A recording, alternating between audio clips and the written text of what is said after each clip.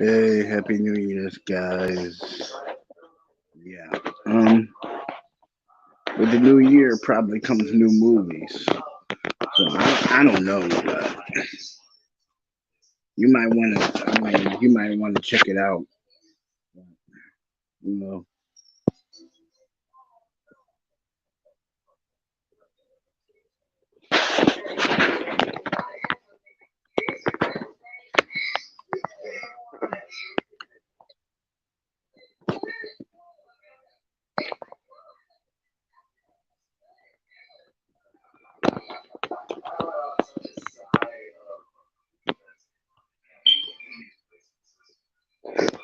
But yeah.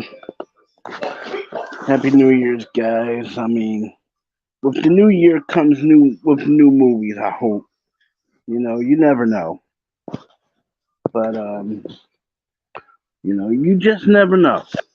It might be a new movie here or there. It all depends. It all depends on what director does what. You know, who could tell? Who knows? I mean, it all depends. But whether or not we get new movies, it's still going to be a good year.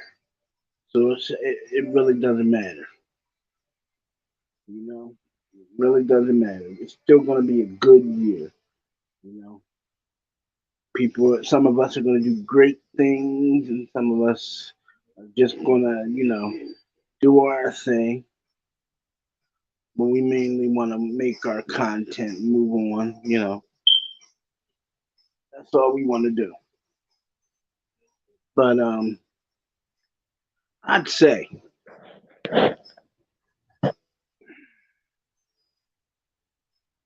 I'd say, I'm just glad that everything is working out okay. You know, as far as that, and you know, but as far as other things go, leave the other stuff behind us. We got better things that we want to do, better things that we want to talk about.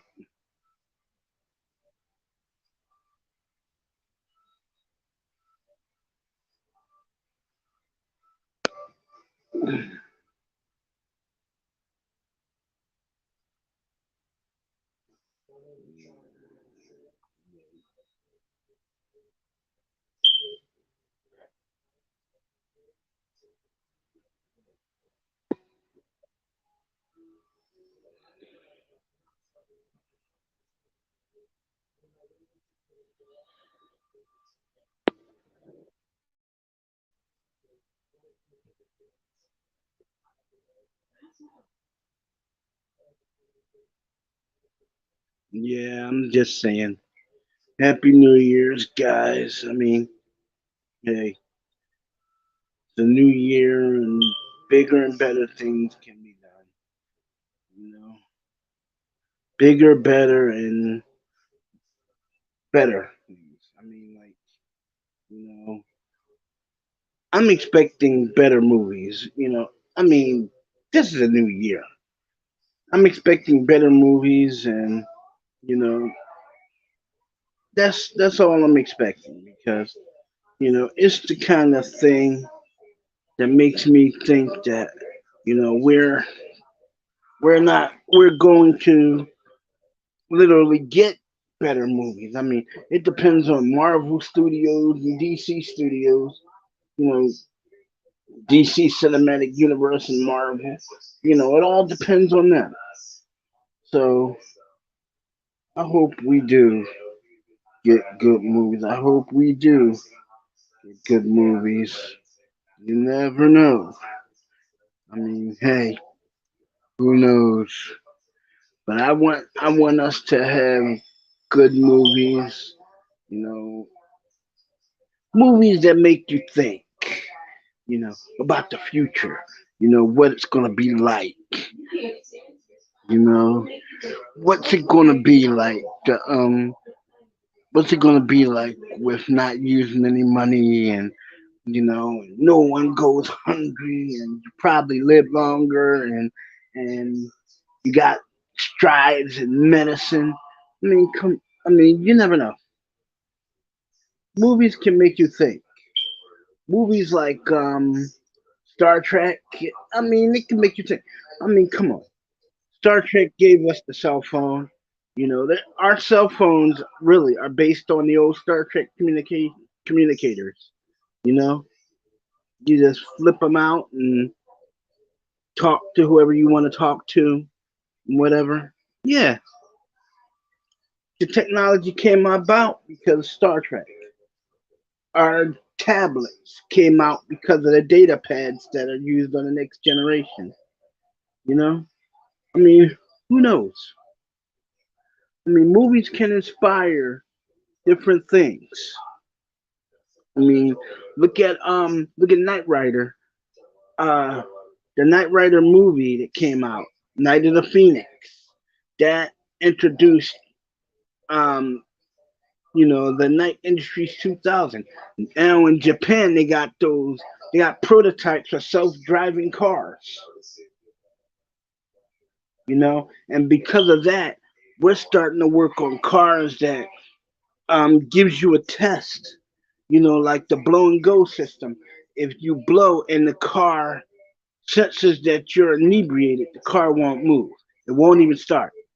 But if you blow and you're not inebriated, the car will start up and you can drive it.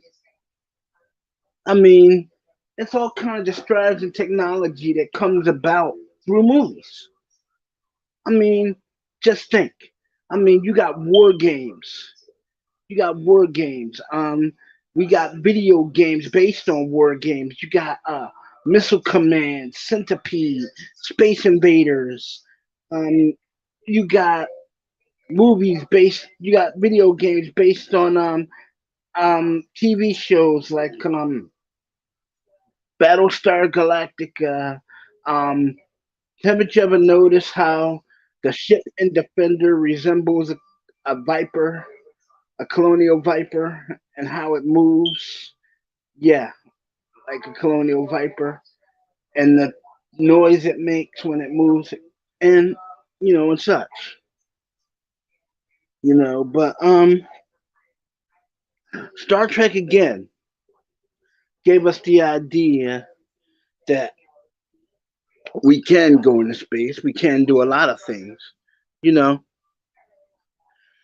we we we even have a shuttle called Enterprise. You know, a shuttle called Enterprise, not one of those mock-up shuttles. From the TV show. We have an actual shuttle called the Enterprise that can go up into space. And dock with the Skylab and you know astronauts leave the shuttle and they do experiments up on Space Lab like hydroponics and stuff. Who knows? Who knows? They study everything. They do everything from mapping star clusters to mapping comets and stuff up there. So who knows? I mean, different types of technology can spawn different things. Different movies can inspire different types of technology. Like X-Men. If it wasn't for the X-Men and certain air shows, we wouldn't have been introduced to the SR-71 Blackbird and SR-77 Blackbird, who are their planes that are able to fly suborbital. Suborbital is that layer between actual Earth, and space. We're able to do that with special equipment. The SR-77 Blackbird can fly suborbital type missions. Like we can use it to make maps of the United States from high up. From almost like out of the atmosphere. We can use it for almost anything. You can even use it to like observe. You can use it to like observe like meteors and stuff. Like sometimes you get sometimes you'll get a night mission that will require the plane to fly certain places. I mean, you never know. I mean, the Blackbird is made from the stealth material, actually, and the stealth material is like a heat resistant material.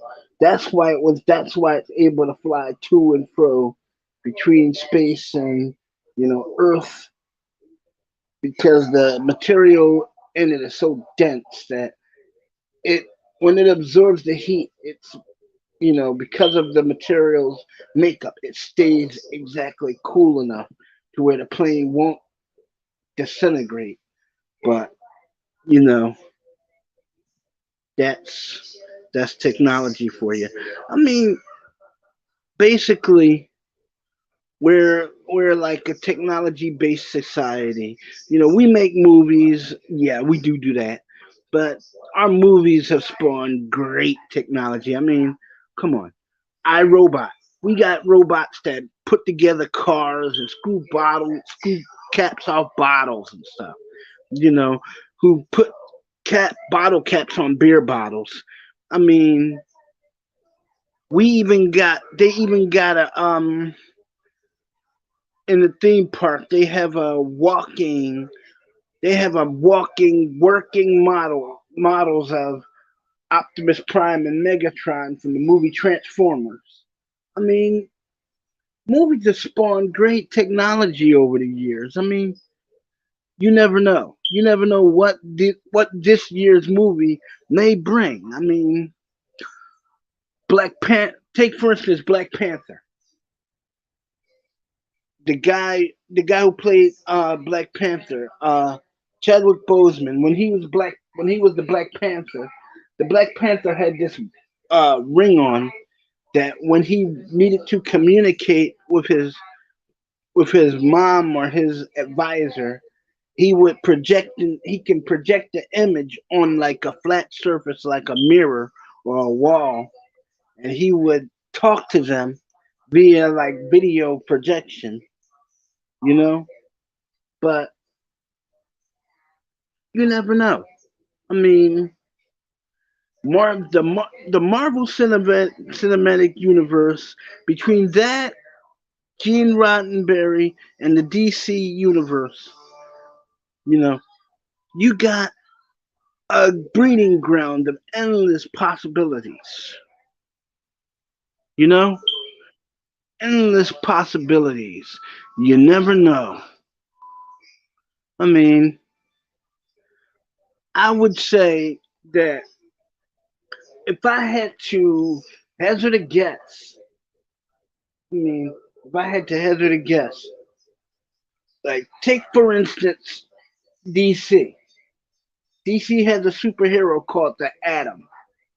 The Atom can shrink to the size of a subatomic particle, but in this shrunken state, he's super strong.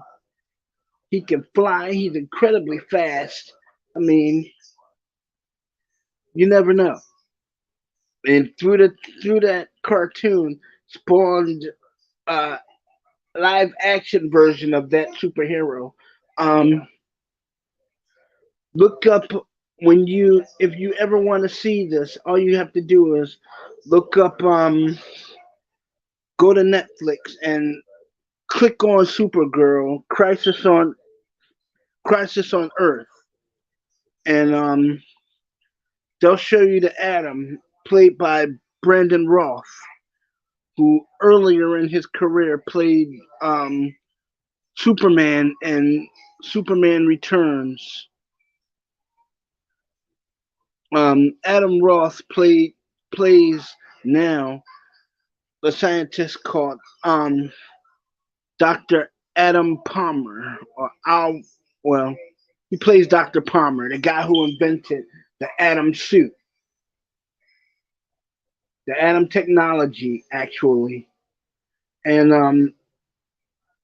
the Atom technology was meant to go and you were meant as the Atom or in the Atom suit.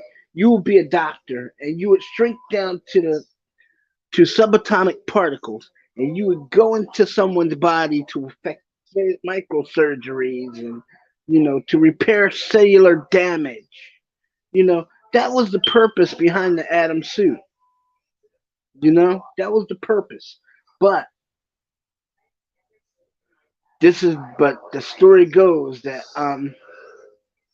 because of certain things, in the story, um, when he used the Atom suit to shrink down the subatomic particles, um, he explored this mini verse inside of a petri dish, and he saw these creatures. He managed to take readings of them, and when he got back to his lab, he noticed that even without the suit, he can shrink down. He can shrink himself to multiple sizes.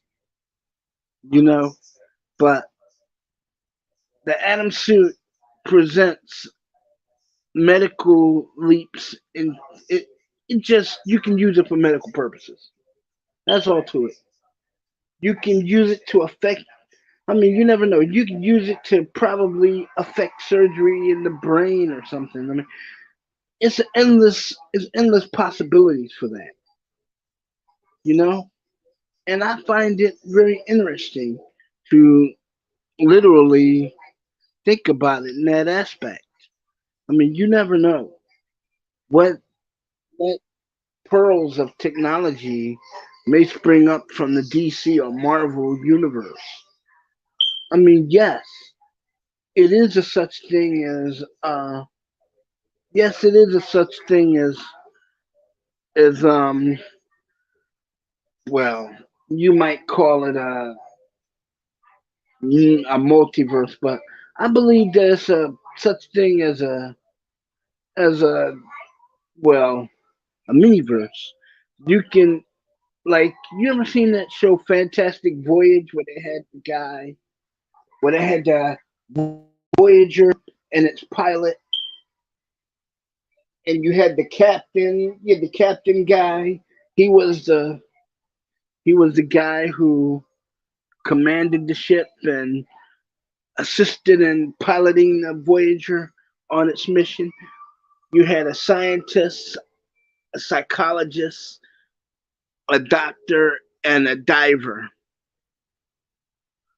Well, the Voyager ship itself, like the Atom suit, can go inside the human body, can affect surgery. I mean, I've actually seen this cartoon. I've also seen the movie. I mean, Fantastic Voyage. I mean, it's a good show. It was a good show in its time, but it yielded great possibilities. I mean, what you never know what you might um encounter, like the diving suits that they used in a Fantastic Voyage. I mean, the waterproof wristband communicators that they used. They use them. They use them now. They use them now in certain jobs, like the soldiers. Instead of the wrist communicators, they have the comm unit embedded in their helmets. You know, and they can talk to each other over great distances. That all came about because of technology gleaned from movies. I mean, they do have a wristband kind of communicator that you can use, that you can like tether to your phone. If you don't feel like picking up your phone, you can just tap it and, say what you got to say, hear the other person, you know. They even have the technology for your ear. I mean, the Airwig. The what you call them, not the earwig, but the what you call it, rechargeable earbuds, the small ones. As you recall, on Star Trek, Lieutenant Uhura wore something similar to that. She worked the bridge terminal on the Enterprise. It allowed her to interpret languages and talk to different members of the away teams on the mission.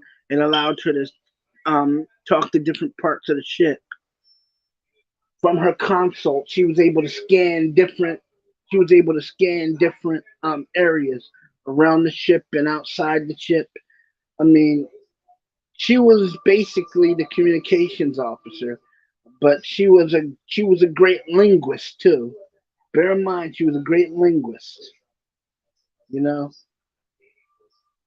and she was a very smart lady. So never think that the character of Lieutenant Uhura was never smart. She was very smart,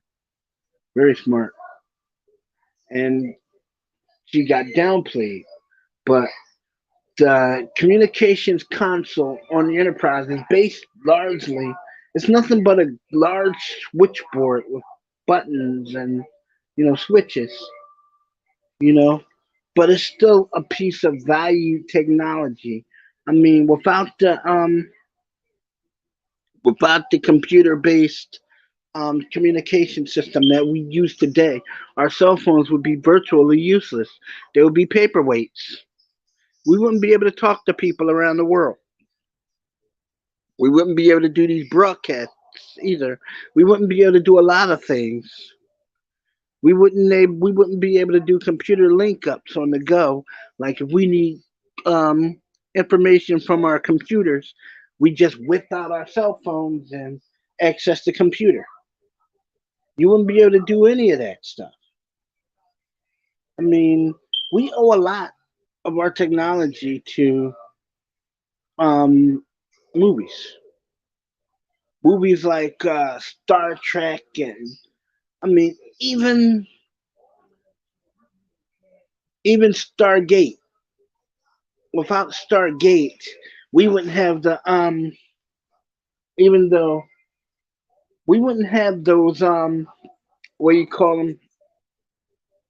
The government uses them. We wouldn't have those risks. Those risks. We wouldn't have those risks. Those military risk things that identify you to walk in the facilities and stuff. We wouldn't have those encoded risk IDs to walk in the facilities that we that the soldiers use. Without without Stargate, there wouldn't be any kind of basically there wouldn't be any kind of technology. They introduced through Stargate. They introduced a lot of possible technologies. You ever saw the Zat gun on Stargate? It looks it looks like a Star Trek phaser, but it when you push the button to fire it, the aperture rises up like a cobra's head, and it fires this beam that incapacitates you. It's basically a stun gun. But a Zet gun can also be deadly. It depends on how it's switched. You know, you never know. But like I said, movies have presented gems of technology. You, I mean, like this year alone, we've made strides in technology that you would not believe. I mean, nowadays you got things that you have actual things. You can put a camera in a greenhouse and basically chronicle the growth of your plants. Yes, you can. You can chronicle the growth of your plants and through the camera. The camera can do anything it's programmed to do without I'd say the Avengers. You wouldn't have things like um things like those what do you call it? The guy used a grappling hook gun. The guy Steed, he had a grappling hook gun, like a little PPT that shoots a grappling hook, and he used it to climb. He used it to climb Big Ben in one episode to capture this jewel thief. You know, you never know. You never really know. And how about James? How about what do you call it? James Bond. James Bond had a car. Um, he had a car, a golden DB7. That's an Aston Martin that can basically change into a submarine and drive underwater. I mean, that was a cool car. I mean, it's a variable thing. Technology is a good thing, but you know, it's been inspired by TV. Even cartoons have inspired technology. Look at the Cobra attack helicopter. The attack helicopter looks a lot like the GI Joe Dragonfly helicopter. If you ever look at it, if you ever watch the cartoon, it looks like the Dragonfly helicopter. You know, everything from the 30 Mike cannon to the searchlight. It looks like the Dragonfly and the Cobra look alike. You know, even the snow cats, the GI Joe snow cats and the snow sabers. You know, the toys. They actually look like the military transports that we use today. You know, the HB7 and the HRT7. Um, those are military transports. One is a APC, and the other one is a transport that officers may use to like survey campsites like in hostile terrain, you know. But without movies, we wouldn't have any of this stuff. We wouldn't have any of it. I mean, without shows like Captain Scarlet and Stingray, there would be no possibilities of um sky bases or anything like that. I mean, even Flash Gordon. Flash Gordon, if you ever watched the old serial Flash Gordon, you would not think that you would think that maybe it's life outside this planet. Maybe it's life on other planets. I mean, they have found water on the moon. They have found water on Mars too. I mean, they've actually found gold deposits on certain asteroids. Like even within Saturn's ice ring, they found precious metals. So without technology, we couldn't find all that stuff. We wouldn't even be able to lead a planet to even investigate that stuff. So basically, we owe a lot to the movies. You know, I'm not saying they're just for entertainment. They can give great ideas. Without James Bond, we wouldn't have things like nanny cams and stuff like that. Actually, James Bond's scientific engineer Q, his name was Q.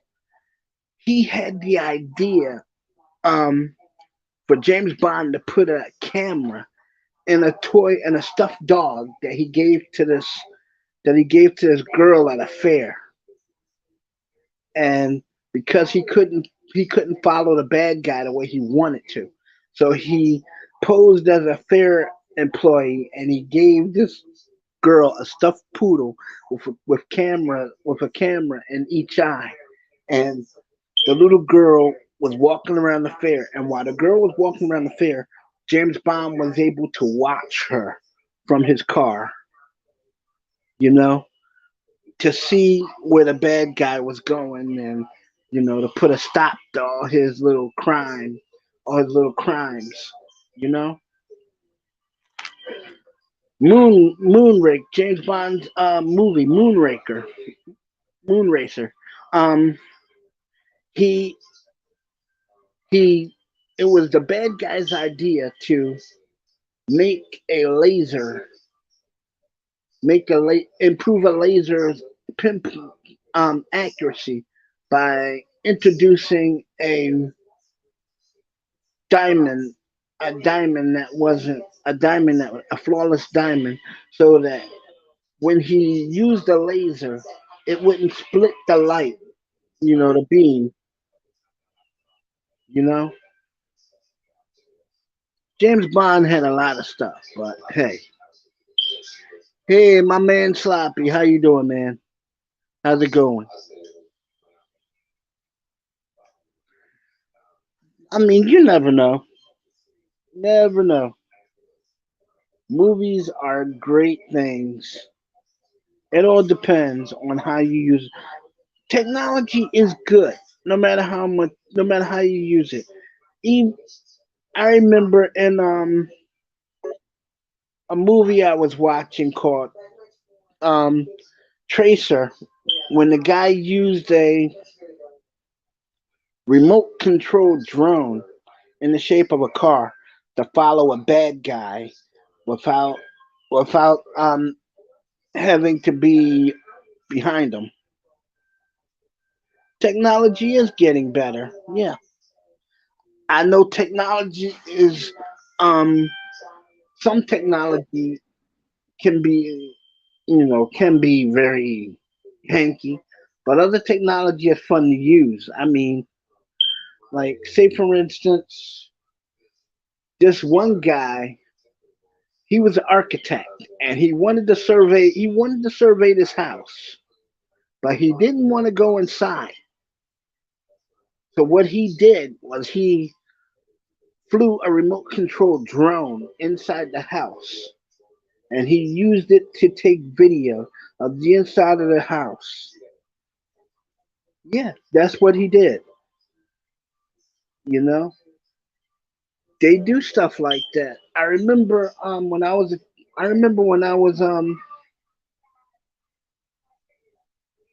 yeah, Neuralink stuff. Yeah, the Neuralink. You brought up a cogent point, Sloppy. Neuralink. The Neuralink is it's like a brain thing. You can hook it up to you can like it's like a helmet you wear, and your brain can interface with the computer and you can do all kinds of stuff. Like that's the basis behind that video game you can play with your brain. I mean, it's like I know it sounds like kind of Buck Rogers meets Star Trek or whatever, but this technology does exist. It does exist. I mean, look at the portal technology that we use today to do these broadcasts on StreamYard. I mean, the the StreamYard program is like a portal program. Even though you're transmitting, you can look at each other, you can see each other and talk to each other just like you would on a video phone, but except other people is hearing you speak, you know? And see, people don't realize that this is a technologically based society, you know? They even have data pads that fit in your wallet. I mean, some people, um, I've even spoken to some people who talk about getting chipped, and that's crazy.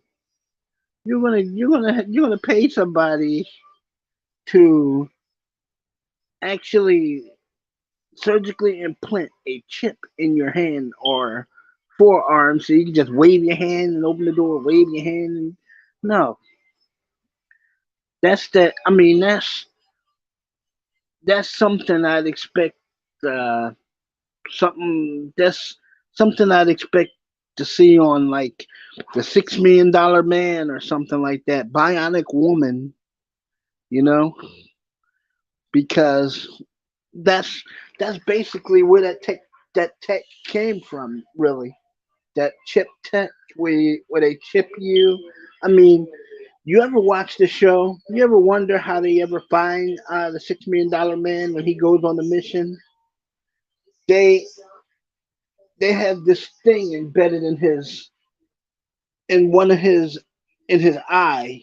Like they can turn the homing device on in his eye, and it would show them on a grid map where he is.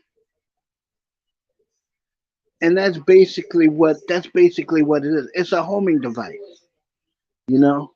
It works on the same principle as the Neuralink. Only difference is it's in his eye, and you're seeing what he sees, so you know what he knows when he knows it. You see,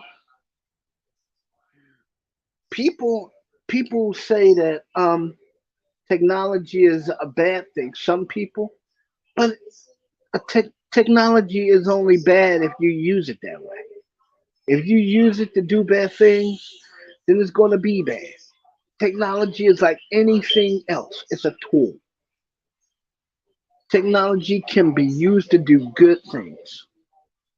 Like, say for instance, I want to play a game. I want to play a game with Sloppy, but me and Sloppy don't live in the same house. So me and Sloppy, we're gonna play online games. We're gonna play the same game online, but we're linked up through the computer, and we're playing an online game. You see, technology is great, and you know, it all depends on how you use it. It all depends. Like people, people say that people say that you can't make a movie. People say you can't make a movie without live action actors. Yes, you can. Yes, you can, because I've seen them. You can make a CGI movie with long dead actors. All you need is their likenesses. You can simulate their voices through the computer. You know, you can simulate their voices through the computer. All you need to do is do something called motion cap photography, and you if you can master that, and you can make them move and talk and say whatever you want. I mean, basically, it's like you got the guy right in the studio with you, except that he doesn't really exist. He's on your screen. You see? And people think that because you're using technology, um, some people think that a technology is a bad thing, but it's not. Technology is a good thing. It all depends on what are you using it for, why. Like sometimes when you go to the doctor and they have to look inside you, they use something called an oscilloscope. That's a camera, a micro camera that they take and they stick down your throat and they kind of scan your insides with it, you know, to see what's wrong with you, you know, or the MRI machine that they use to map the human brain, you know. So technology is great. It's a great thing. It all depends on who's you. It all depends on how you use it You know, it all depends on the intent of the user. That's what I'm saying. And the movie and movies are a good thing, actually.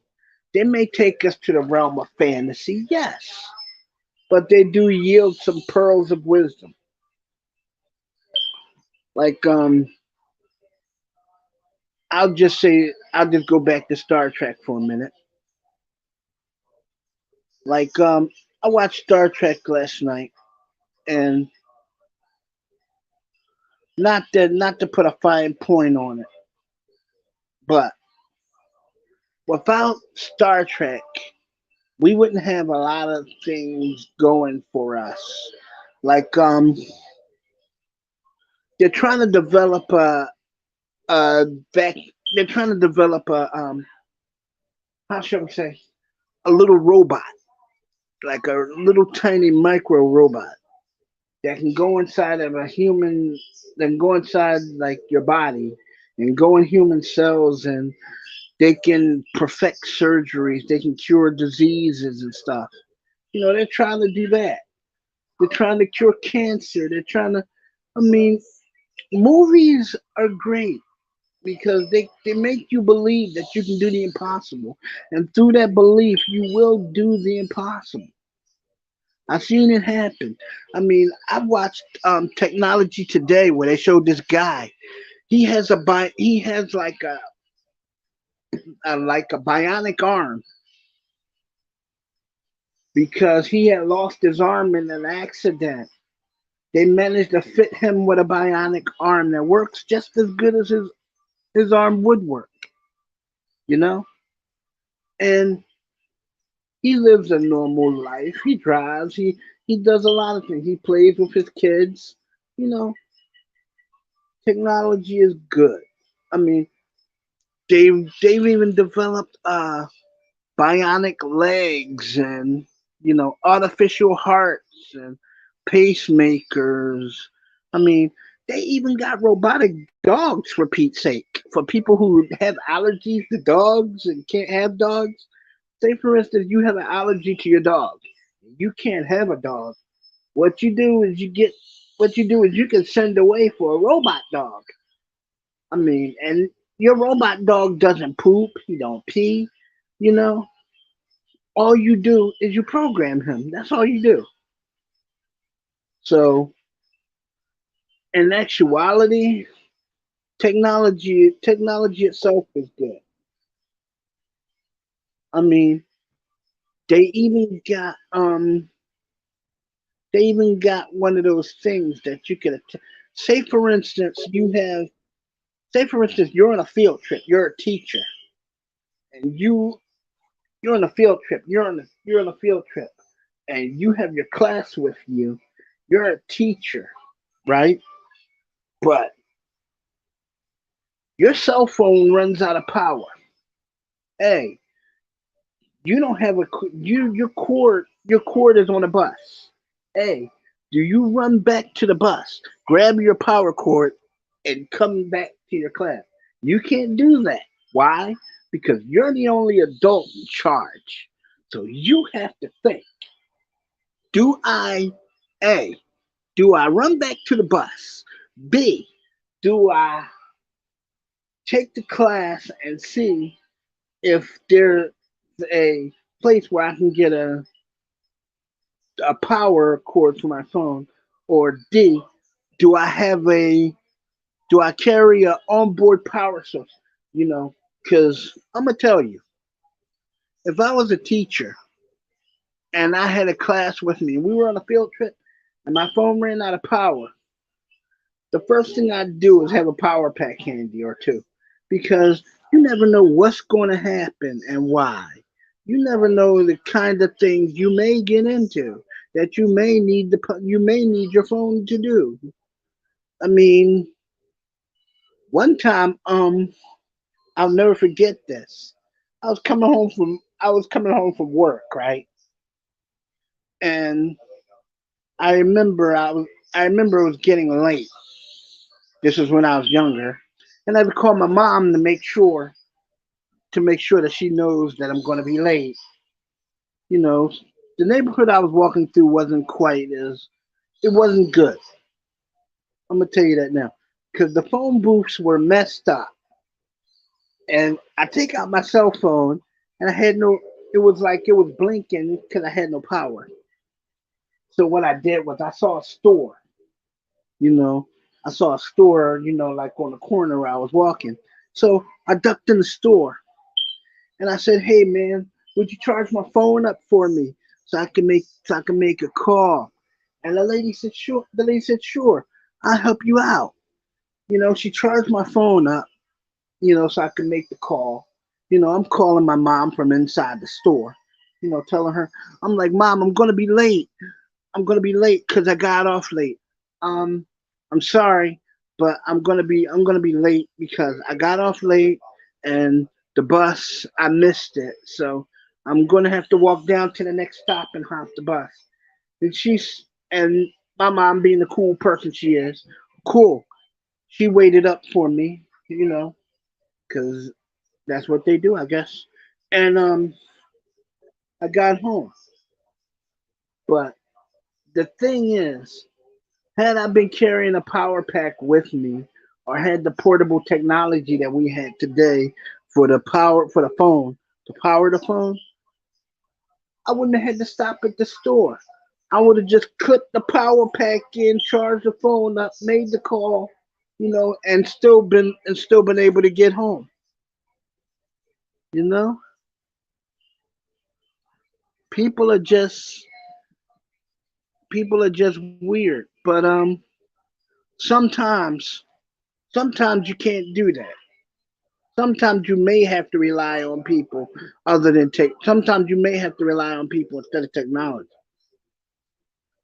because it's been many a day that I didn't have a power pack on me, and I had to go into places like a bar to get my phone charged, or go into a ducking. One time I had to duck into a beauty salon because it began to rain, and I ducked inside this beauty salon and I plugged my phone in. I'm sitting there waiting for the phone to fully charge. You know, I was there for like an hour and a half. I'm sitting there. My phone is like yes, maybe 20%. And I'm still sitting there, and I can tell the lady is like apprehensive.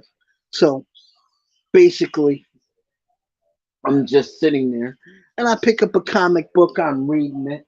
You know, my phone starts beeping because it's fully charged now. I take my power cord out of the wall, put it back in my bag, and I'm making a call. I'm calling for a ride. You know, and I'm telling my ride where I am. And, well, I'm at the corner of I'm at the corner of um what is it? I'm at the corner of Mockingbird Lane, and I'm in the shop. I'm in a shop called Spicy's, and the lady wants to close, so I'm gonna need a ride. And lo and behold, out of nowhere, my friend pulls up. My friend Dave, he comes up, you know. So I get in the car and he drives me home. So I call my person back and I say, hey man, I already got a ride, so you can go on home, you know. So by me calling this person, that and telling him that I had a ride, I would have inconvenienced him, you know, unnecessarily. So basically, I'd say technology is great. It all depends on, once again, how you use it or what you use it for. Technology, like a tool, is you know it's like a tool. You use it, whether it's good or bad, it's up to you. That's the way it is. And like, not to put too good a fine point on this, StreamYard is a tool, unlike anything else. Whether you use it is good or bad. It's the intent of the user. Me, I use it just to have a little fun and talk to my friends, and you know, have fun with it. It's not anything. that I'm doing that's malicious. It's just that, I'm just talking to some friends, having a great time, talking about stuff. But it's like I said, technology is great. Even architects use technology. I mean, this one guy, and I read about him in the paper. He's an artist. He took uh he took a remote control drone that he made out of one of his son's old remote control planes, mounted a camera on it, and sent it over a bridge. Just take pictures of the bridge so he can make a scale model of the bridge, an accurate scale model. And that's what they do. That's how we get designs for bridges and stuff like that.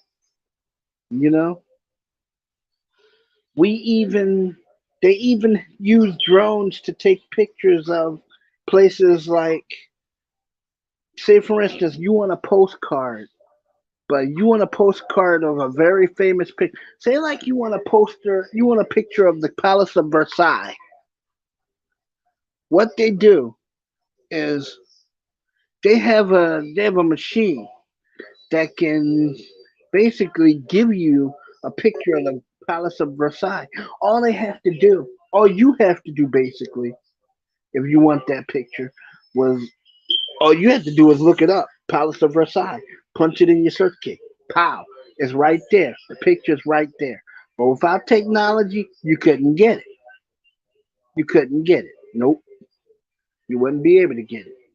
Like MapQuest. Say for instance you wanted to go to the Philadelphia Art Museum.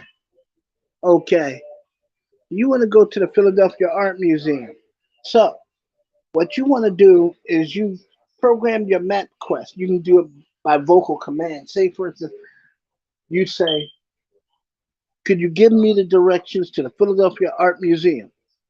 Your map will come online, and just like that, you have directions to the art museum. You know, the map even tells you where to turn, what direction, it lets you know when you get close, it lets you know your direction is on the right, something like that. And next thing you know, wham, you're at the museum, you know? They even have maps in the museum that guide you electronically to where you want to go. Say, for instance, you want to go to the Hall of Armor. Bam! You go up to the counter and you ask the computer, uh, "Can you show me to the Hall of Armor, please?" The computer will show you on a grid of the building where the armor is and how you get there, what elevators to take, to get there. You know. So basically, you're you're you're not reliant on technology. It's just that through technology, through technology, we get to learn about our earlier the earlier people that came before us. Like if it wasn't for the computer and technology, the kids of today, I mean this generation, wouldn't be able to read about King Arthur and all the knights at the round table. Why? Because like a kid of today is gonna go all the way to the library to pick up a book. And he could just whip out with a cell phone and can you get and tell the cell phone what you want. The cell phone will endeavor to give you the information you need. You know, that's what I'm saying. And people don't realize that through movies again we get the technology that we had. Like James Bond. I saw this on James Bond. I also saw this on the show called The Avengers, where Steve took a umbrella, his umbrella, one of them, and he put it in his office. And he went out. He went to use the men's room, and when an enemy came in his office, the handle of the umbrella started to emit a signal that allowed Steve to know that someone was in his office. You see, technology, you gotta love it. I mean, hey, technology is a trip. I mean, they even got this thing on cell phones now to where it's like it's basically a security function. Like say for instance, you lose your phone. You lose your phone and the person who picks it up doesn't return it to you, stuff like that. And they try to use the phone. To keep the person from getting your information, the phone will wipe the memory clean. That means your information is safe. All you do is buy another phone and put your information back. That's all you do. That's all you do. I mean, the earlier phones like the flippies, the earlier Ericsson phones, they look like little mini walkie-talkies. But when you get onto the flip phones, they look like the old Star Trek communicators, the one you whip out, just kind of flip open and they chirp. Except they had the little buttons and you know, you call your friend up and you say, "Hey B, meet me at the arcade in like 15 minutes." And I might be a little 5 minutes late because I might have to get some quarters or something from the laundromat, something like that. So you never really can tell. But technology is around us every day.